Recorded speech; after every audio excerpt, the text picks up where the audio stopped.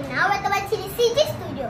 Hari ini, saya berada di mesyuarat agung PIBB yang berlangsung di Dewan Sekolah. Mesyuarat ini sangat penting kerana ibu bapa dan guru-guru berbincang bersama untuk kebaikan murid dan sekolah. Jom kita saksikan sama-sama. Nak balik kampung. Kampung siapa dulu?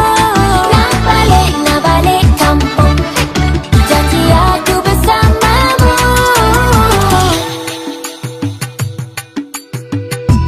Maafkan aku ayah.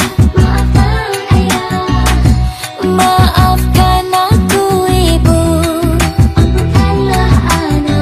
Hari raya yang pertama ku pulang kampung dahulu. Tapi ku masih membawa senyuman di setiap detik perjalanan. Nak balik kampung. Kampung siapa dulu? Nak balik kampung. Ataupun ku setuju. Nak balik kampung. Kampung siapa dulu? Nak balik kampung. Janji aku bersamamu. Raya, raya, kisah kampung siapa dulu? Raya, raya, janji aku bersamamu. Maafkan aku karena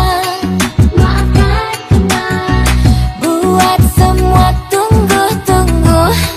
Tak usah menunggu hari raya kedua juga. Di kampung keluarga baru.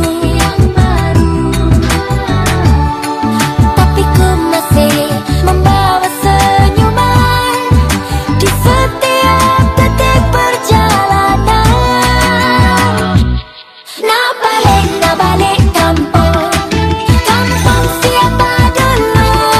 Nak balik kampung. Ataupun ku setuju. Nak balik kampung. Kampung siapa dulu? Nak balik kampung. Janji aku bersamamu. Raya, raya, kisah kampung siapa dulu? Raya, raya, janji aku bersamamu.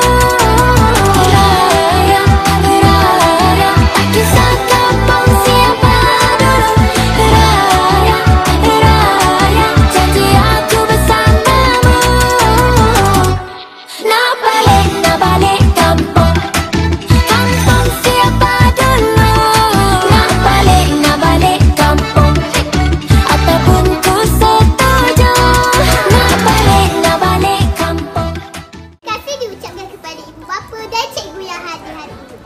Okey, itu saja laporan saya hari ini. Jangan lupa like, subscribe dan support sekolah kami. Jumpa lagi di video akan datang. Bye!